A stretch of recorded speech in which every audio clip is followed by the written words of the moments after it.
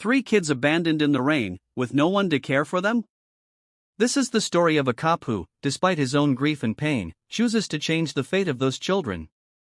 He didn't know it yet, but that unexpected encounter would change all their lives forever.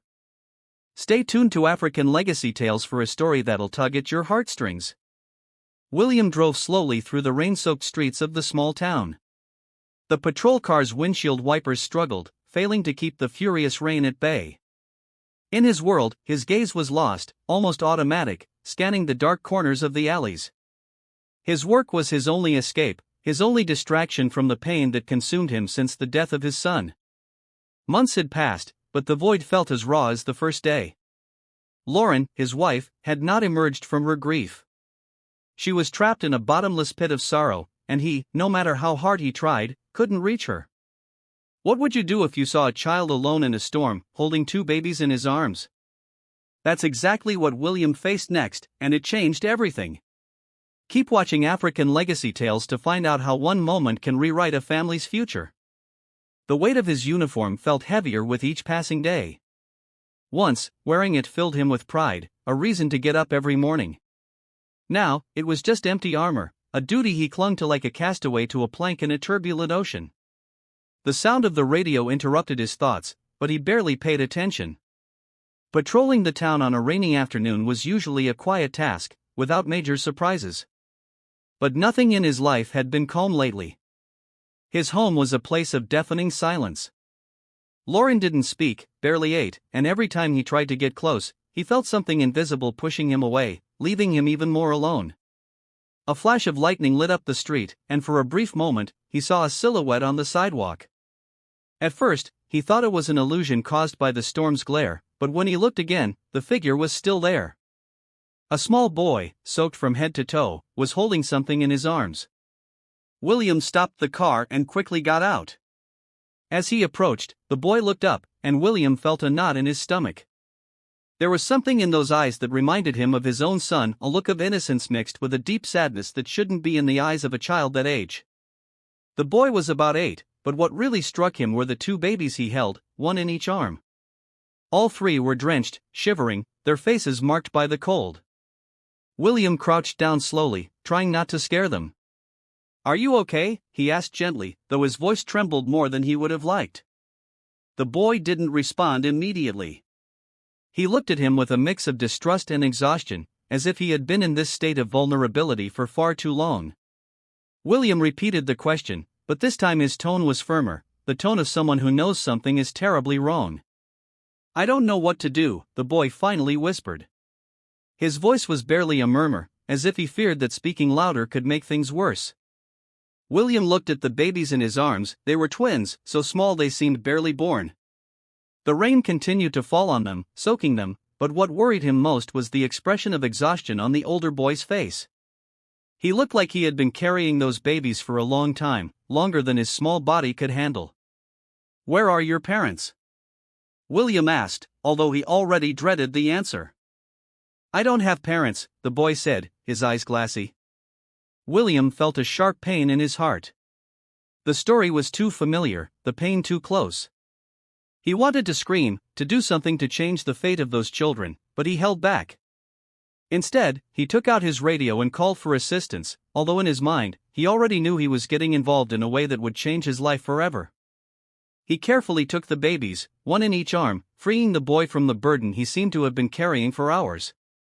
The little ones were incredibly light but also cold to the touch, which quickened his sense of urgency. "Come on, I'll take you to a safe place," he said, leading the boy toward his car. The boy followed without protest, his body exhausted, his legs trembling. But it wasn't just the cold that weakened him, it was something deeper, a loneliness that William understood all too well. As he settled them into the back seat, something inside him broke. Seeing those children in such a situation pulled him back to the hospital room where his son had spent his last days. The helplessness, the fear, the desperation, it all returned in a wave that nearly drowned him.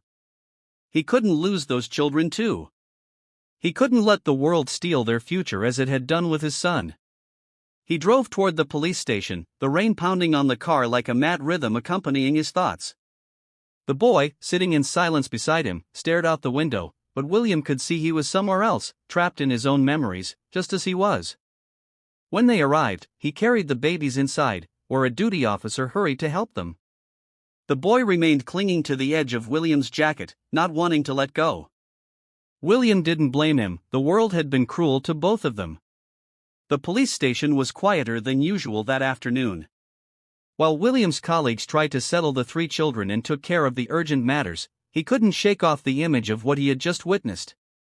The little ones seemed more than just abandoned. The state in which he had found them continued to haunt him. After making sure the babies were safe, he approached the older boy, Michael, who was sitting in a corner, wrapped in a blanket that still couldn't stop his body from shaking. William crouched down beside him, looking him in the eye but trying not to be too abrupt. "Michael, I need you to help me understand," William said with the gentlest voice he could muster. "How did you end up here? Where were you before?" The boy didn't look at him right away.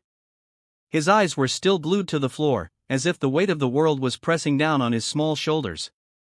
After a few seconds, Michael finally lifted his gaze. "A woman, she brought us here," he said in a whisper. William leaned in a bit more, trying to catch every word. "Who was that woman? Where did you come from?" Michael clutched the blanket around his body, as if he needed a barrier between himself and the pain of his memories. He took a deep breath, as if it was hard for him to find the right words. "She was from the orphanage. She left us here and went away without looking back," he said, his voice heavy with a sadness no child should know. William felt something twist inside him. The story didn't add up. An orphanage wouldn't just leave three children out on the street in the rain, especially in those conditions. The babies were clearly neglected, and Michael showed signs of a much deeper trauma than he wanted to admit. Something was wrong, terribly wrong. "How long had you been in that orphanage?" William asked, trying to connect the dots. Michael looked down again, hesitating. "I don't know, a long time. But it's not a good place," he murmured, almost inaudible. The child's response confirmed what William had already feared. There was something dark happening in that place, and those kids were at the center of it. The police officer tried to hide his concern, but his mind was already processing what he had just heard. He needed to find out more about that orphanage, about the people in charge. He couldn't ignore what those children had endured. "I promise I won't let anything bad happen to you," William said gently, touching Michael's shoulder. "We're going to find the truth." The words echoed in his mind like a vow, not just to Michael, but to himself as well. He had lost his son, but he wasn't going to let fate snatch these children away too. After ensuring that the children were well cared for, William briefly said goodbye to his colleagues at the station and decided it was time to head home, but not alone. He would take Michael and the babies with him. His colleagues warned him of the risks, but they didn't stop him. Due to the rain that day, the roads were closed, and the city was engulfed in chaos. It was unlikely that social services would reach the precinct that day. William's mind remained focused on the orphanage as he drove through the dark, wet streets. An idea began to form. He had to investigate that place, not just for the three children, but because something told him the situation was much graver than it appeared at first glance. He arrived home shortly after the storm began to ease. The facade of his home was the same as always, but the atmosphere inside was thick, weighed down by an unyielding sadness. Lauren, his wife, had been trapped in her own grief since the death of their son. She rarely left her room. William didn't know if the presence of these three children would help or worsen the situation, but he had no other choice. He needed a safe place for them, and his home was the only refuge he could offer at that moment. He entered carefully, carrying the two babies, while Michael followed closely, taking slow, cautious steps. The house was silent, as always, only the sound of their footsteps and the faint creaking of the floor broke the stillness. William headed toward Lauren's room with the children in his arms, knowing he had to prepare for any reaction. When he opened the door, he found her just as he had left her that morning, sitting on the bed, staring out the window, but with her gaze lost somewhere only she could see.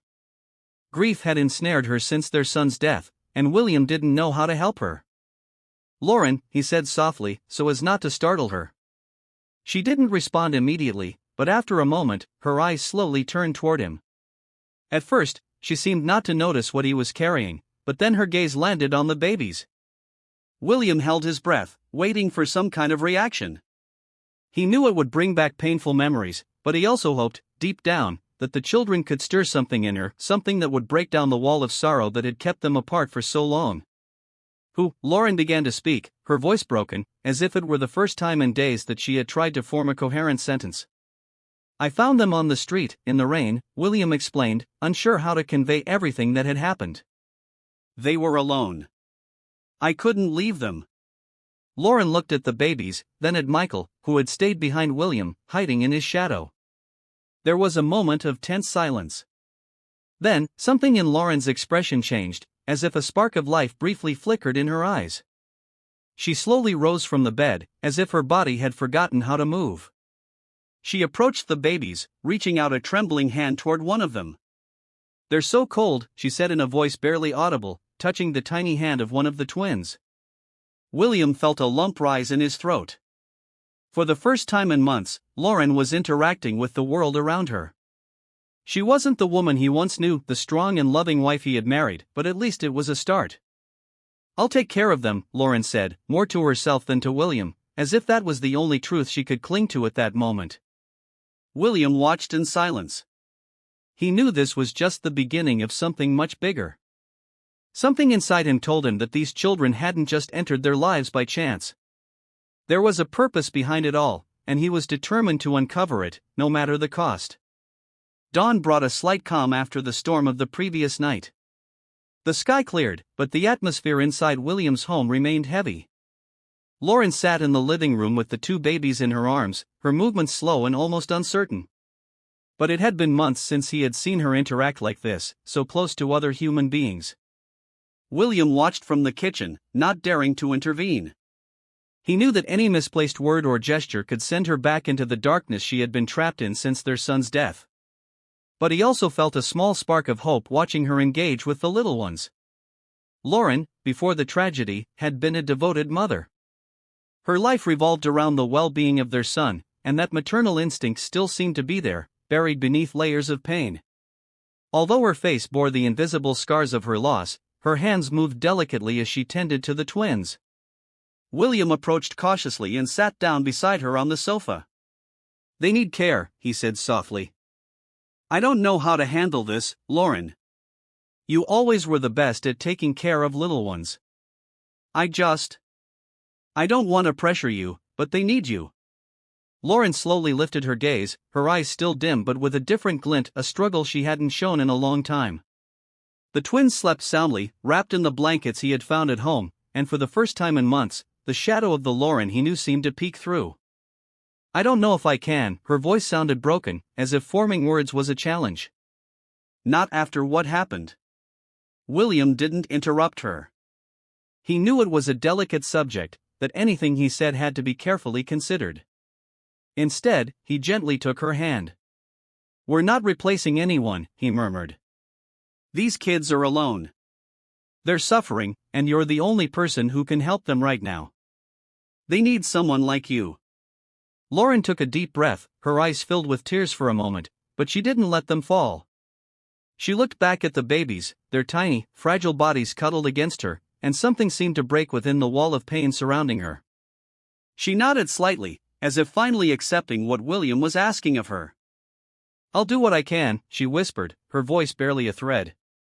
William embraced her briefly, knowing those words meant more than she understood. Her maternal instinct was slowly but surely returning. That would be the first step toward possible healing, not just for the children, but for them as a couple. While Lauren tended to the babies, William focused on Michael. The boy, who had been mostly silent, observed everything from a corner of the room. It was clear he was still scared and disoriented. William knew he had to earn his trust, but he also knew that would take time. He sat down in front of him, keeping a respectful distance. "Are you hungry?" William asked. Michael shook his head, but his stomach let out a soft growl, betraying him. William smiled gently. "I'm going to make you something. You don't have to talk if you don't want to, but I'll be here if you decide to." William got up and went to the kitchen, where he prepared a simple plate. He knew hunger would eventually draw the boy closer. As he waited, he reflected on everything Michael had shared the night before. The pieces of the puzzle were starting to fit together, but what he was discovering troubled him deeply. When he returned with the plate, Michael was watching Lauren as she cared for the babies. There was something in his expression that William couldn't quite identify at first, a mix of longing and fear. He knew Michael had been through something terrible at the orphanage, and that those scars might never fully heal. But he had to try. "Here you go," he said, placing the plate in front of him. Michael looked at the food for a moment before taking a bite. William remained silent, sitting still and letting the boy take his time. After several minutes, Michael set down the fork and finally lifted his gaze. "She hit us, the director," he whispered. William felt a pang in his chest but kept his face from revealing the horror those words brought. He leaned slightly forward, not interrupting. "Hannah," Michael continued. "She was in charge of the orphanage. She told us we weren't good, that no one wanted us. And then she left us there. She said not to come back." The boy's words were harsh, almost inhuman. William felt anger rising within him, but he forced himself to remain calm for Michael's sake. He knew the last thing the boy needed was to see an adult lose control. "I'm sorry, Michael," William said firmly. "You shouldn't have gone through that. No one should." Michael nodded slowly, as if William's words offered him a small comfort. But there was still so much more to uncover. The orphanage wasn't just a neglected place, it was where children were mistreated and abandoned. That reality weighed on William more than he had imagined when he first saw Michael on the street. Days passed, and William gradually continued to earn Michael's trust. The boy began to open up, albeit at his own pace. He shared more details about Hannah, the cruel director who had ruled the orphanage with an iron hand, and how she had decided to get rid of them for no apparent reason. Each story was more disturbing than the last, and with every word, William felt a growing urgency to do something. He couldn't just stand by while other children might be suffering the same fate. Lauren also seemed to be awakening from her lethargy. The twins became her main focus. She cared for them with a devotion that William hadn't seen in months. Despite her own pain, there was something about those babies that seemed to restore a part of her. She was no longer completely lost in her sorrow, and although the process was slow, William could see a light at the end of the tunnel. One afternoon, while Lauren fed the babies and Michael quietly played on the floor, William sat down in front of her. "I'm going to investigate more about the orphanage," he said firmly. "Something very dark is going on there, and I can't just leave it like this." Lauren looked at him for a moment, a mixture of concern and understanding on her face. "Just promise me you'll be safe," she said softly. William nodded. He knew what he was about to face wouldn't be easy, but he had made a promise, and he, more than anyone, understood the value of a promise made from the heart. William couldn't stop thinking about what Michael had told him. Every time he tried to rest or focus on a task around the house, the boy's words echoed in his mind. There was something rotten at the heart of that orphanage, and he knew it. As a police officer, William couldn't simply ignore what he was uncovering. But he had to proceed with caution. Hannah, the director, seemed accustomed to superficial investigations and quick excuses. If he was going to help those children, he needed to do it discreetly. He spent the early hours of the morning, before his official shift began, researching what he could about the children's refuge. Using his contacts and access to police files, he began to uncover small details that, taken individually, might have gone unnoticed, but when viewed together, painted a disturbing picture. The orphanage had existed for decades, but in recent years, there had been a series of strange disappearances, children who were never seen again, with vague explanations provided by the director.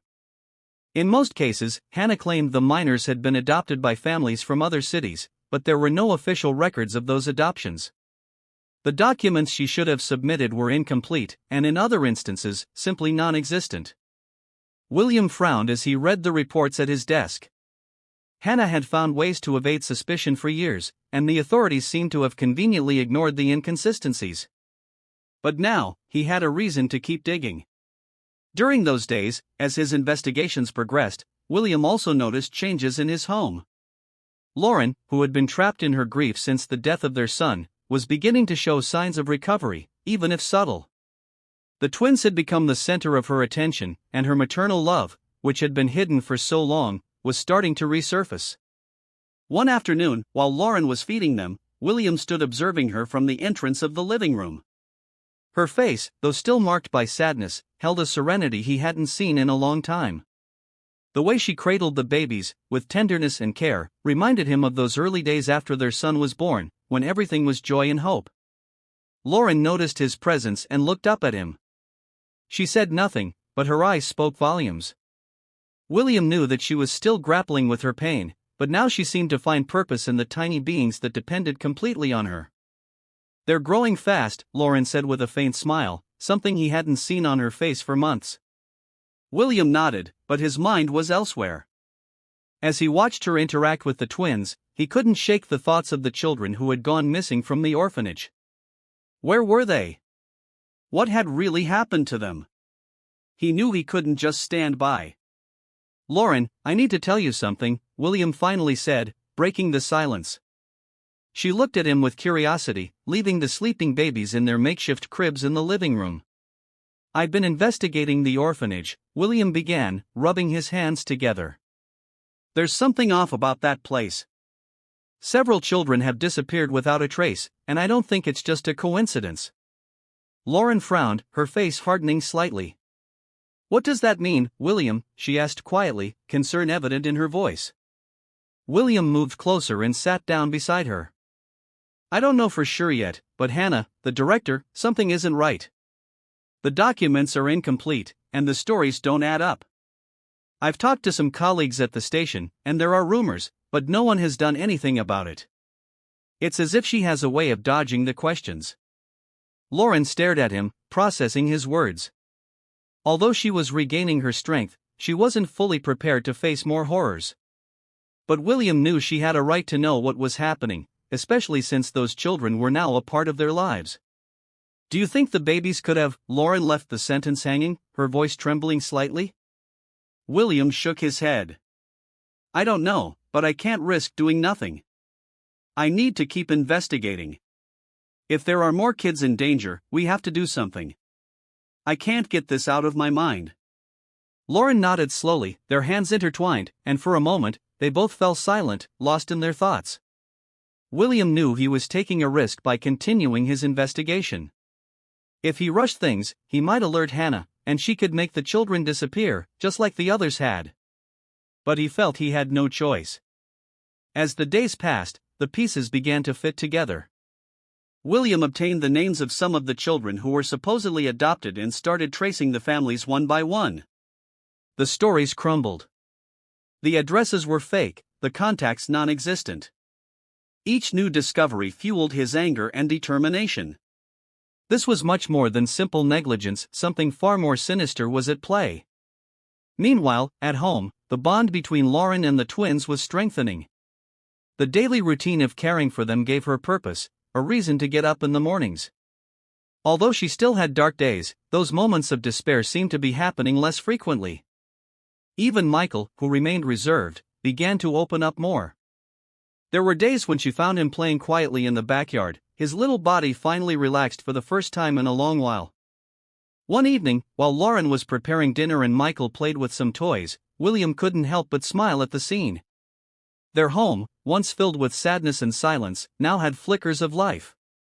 He couldn't deny that the arrival of those children had started to heal the wounds that tragedy had left on their family. However, the investigation didn't stop. William knew he was treading dangerous ground, and the more he uncovered, the more urgent the matter became.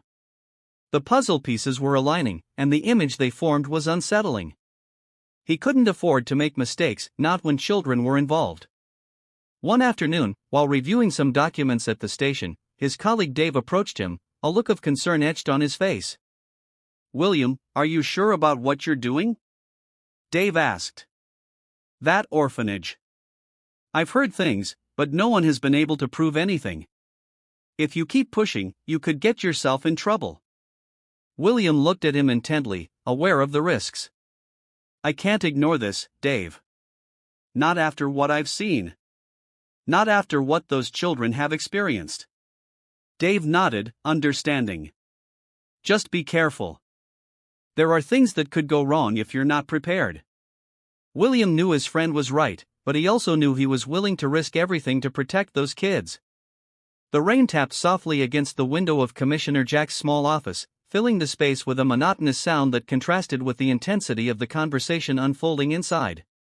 William sat across from his old friend and colleague, Commissioner Jack. The table between them felt like an invisible barrier, but the topic that united them was much stronger than any formalities. Jack, frowning, ran his fingers over the folder William had handed him moments before. "You know this isn't simple, William," Jack said, looking directly into his friend's eyes. "Hannah has friends in high places. If we go after her without solid evidence, we might lose our careers and something more." William didn't look away, his face serious and determined. He understood what he was up against, but he had come too far to turn back now. The names of the missing children, the lies about non-existent adoptions, the horrors Michael had described, he couldn't look the other way. "I can't let this continue, Jack. There are more kids out there who could be in danger. I can't allow what happened to Michael and the twins to happen again." "Not after everything we've uncovered," William replied, his voice deep but resolute. Jack sighed and leaned back in his chair, staring at the ceiling for a moment. He knew William was right. The weight of the decision fell on both of them, but he had to consider all the implications. "If we do this," Jack said, leaning forward, "we can't make mistakes. One slip-up, and Hannah will slip away, just like she has before. If that happens, we'll not only lose the children, but there could be repercussions. She has influential friends, you know that as well as I do." William nodded. He was aware of what was at stake, but he also knew he couldn't remain passive. He had seen too much, heard too much. The pain in Michael's eyes, the state of the twins when he found them, everything reminded him of his own suffering and what he had lost. "Jack, I can't live knowing those kids are suffering and that I did nothing. If this goes wrong, so be it, but I'm not going to stand by," William said, his voice firmer than it had sounded in weeks. "These kids, they are the only thing keeping me going right now." The commissioner looked at William intently. He had known him for years and could see the controlled desperation in his words. He himself had heard rumors about the children's refuge, but without solid evidence, it was nearly impossible to act. However, Michael's testimony and the inconsistencies William had uncovered were the closest thing they had to a solid lead in a long time. Finally, Jack nodded, making a decision. "All right, William. We'll do it, but we're doing it my way. If we're going to expose Hannah, we need to build a case that's airtight. We can't go in with half-baked evidence, or we'll see her walk free in a matter of hours." William felt immediate relief, but he also knew this was just the beginning. Jack was right, they had to be careful and precise. They couldn't afford mistakes. "Thank you, Jack," William said. "You won't regret this." Jack offered a slight smile, but the weight of the situation still hung over them. "Don't thank me yet," Jack said. "First, we have to start moving the pieces, and I need you to keep a low profile. If Hannah suspects anything before we're all set, we might lose her for good." William understood the warning. The key here was patience. If they moved too quickly, they would alert Hannah, but if they waited too long, more children could disappear or suffer under her control. The situation was a tightrope, and both of them knew it. Over the next few days, William and Jack began to meticulously plan their approach. The goal was to enter the orphanage legally, obtain solid evidence that could hold up in an official investigation. The strategy was clear: first, gather statements from former employees or residents of the orphanage who could corroborate Michael's claims. Then, obtain a search warrant that would allow them to comb through the orphanage's records, hoping to find evidence of disappearances and abuse. Jack contacted some of his trusted colleagues, officers who could help without raising suspicion. Among them was Sarah, an investigator who had worked on child abuse cases before. She joined the team enthusiastically, outraged by what she had heard about the orphanage. Meanwhile, William had a crucial mission of his own, protecting his family. He couldn't allow his investigation to put Lauren, Michael, or the twins in danger. He knew that if Hannah felt cornered, she might resort to any measures to avoid being discovered. The thought of someone harming them tormented him. One night, while Lauren was putting the twins to bed, William stayed alone in the living room, going over the documents he had obtained. His mind was filled with possibilities about what he might find in that place, but he also knew that his life would never be the same after this. Lauren entered the living room and sat beside him, looking at the papers spread out on the table. Though she hadn't been directly involved in the investigation, she knew exactly what was going on. Her expression showed concern but also an acceptance of the situation. "Are you sure this is the right thing to do?" she asked softly, breaking the silence. William looked into her eyes, taking her hand. "I can't let this continue, Lauren. These kids, they have no one else. We can't allow more innocent lives to go through what they've already suffered." Lauren nodded slowly, understanding. She had begun to feel a deep connection with the twins, and the idea that other children might be in danger filled her with a mix of sadness and rage. "Just promise me you'll be careful," she said, her voice trembling slightly. William hugged her, feeling the weight of his promise. He couldn't guarantee that everything would turn out well, but he would do everything in his power to protect his family and the children at risk. He had no other choice. This was his fight now. The days of investigation had been exhausting, both mentally and emotionally, but nothing William had uncovered so far had prepared him for what he was about to unearth. What initially seemed like a case of child abuse at the children's refuge was turning into something much darker and more twisted. As he delved deeper into the files and documents he had gathered, the loose ends began to connect, forming a picture that made his stomach churn with anger. On a cloudy afternoon at the police station, William was in his office, reviewing a stack of documents related to suspicious adoptions. There was something about the pattern of children's disappearances that had been unsettling him for days, but it wasn't until that moment that everything clicked.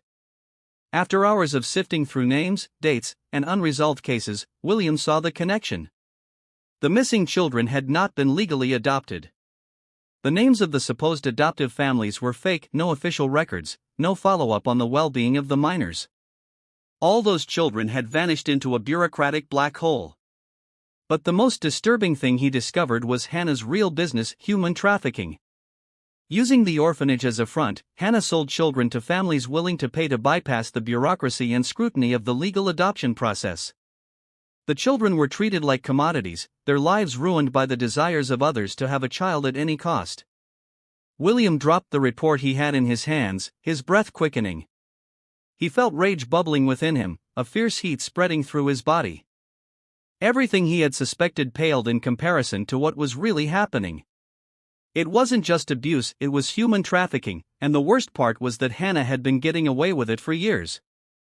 He quickly got up from his desk and headed straight to Jack's office.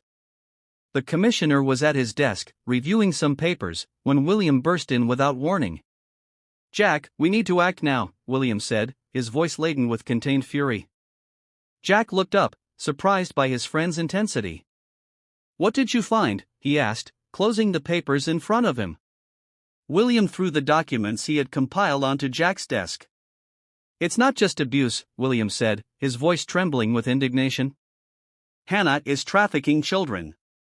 She's selling them to families willing to pay enough. The adoptions are fake. There's no trace of the children after they leave the orphanage. Everything is covered up, but here are the names, the dates, enough to justify an immediate intervention." Jack's face hardened as he read the documents. What had begun as an investigation into abuse at the orphanage had now turned into a nightmare of much greater proportions. Jack ran a hand through his hair, clearly worried but also knowing they could not waste any more time. "This changes everything," Jack finally said, lifting his gaze. "We need to act before she finds out we're investigating her. If she suspects anything, she'll vanish, and we won't catch her." William nodded, knowing that the chance to save more children hung by a thread. "I know, Jack, but we can't wait. If she flees, not only will we lose the opportunity to stop her, but more children might disappear." "They've suffered too much already," William said, clenching his fists. Jack sighed, knowing he was right.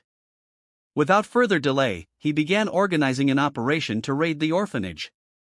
But they knew that Hannah, with her connections, might find out if they didn't act quickly and discreetly. Jack called together a team of trusted officers, those who couldn't be bought or intimidated. He knew that not everyone on the force was immune to the influences of money and Hannah's power. As the operation was being prepared, William returned home, knowing that night would be crucial. When he entered, he found Lauren in the living room, curled up with the twins, who were starting to babble some words. Michael was sitting on the floor, playing with building blocks. He seemed calmer these days, though William knew the trauma he had endured wouldn't disappear so easily. Lauren looked at him as he entered and immediately noticed the tension in his expression. "What happened?" she asked softly, setting one of the twins down in the crib and walking over to William. William took a moment to catch his breath. He knew that what he was about to tell Lauren would deeply affect her. "Hannah wasn't just abusing the children," he said, carefully choosing his words. "She's involved in something much worse. She's selling the children, trafficking them." Lauren paled at those words, her eyes filled with disbelief and horror. "How is that possible?" she asked, her voice trembling. "How can someone do something so inhumane?" William moved closer and took her hand. "I don't know, Lauren. I can't understand it. But we're stopping it. Tomorrow, we'll raid the orphanage. We can't wait any longer." Lauren nodded, but the shock was still visible on her face. She stroked the head of one of the twins, who was happily babbling, oblivious to the danger they had escaped from. "Why were Michael and the twins abandoned?" Lauren asked, as if trying to make sense of what had happened. William had been thinking about that since he discovered the truth, and now it all made sense. "Michael and the twins weren't valuable enough for her," William explained, feeling the words burn in his throat. "Michael is older, and the families that bought children wanted babies or toddlers. And the twins, well, they're black. To her, they weren't valuable merchandise, so she left them.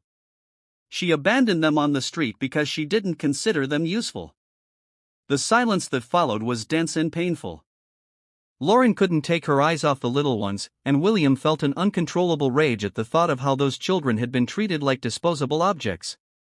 "I can't believe someone could do something so terrible," Lauren said softly, tears rolling down her cheeks. William hugged her tightly. He knew he wouldn't sleep that night, but he was determined to bring justice for those children, for Michael, for the twins, and for all those who had disappeared under Hannah's grasp.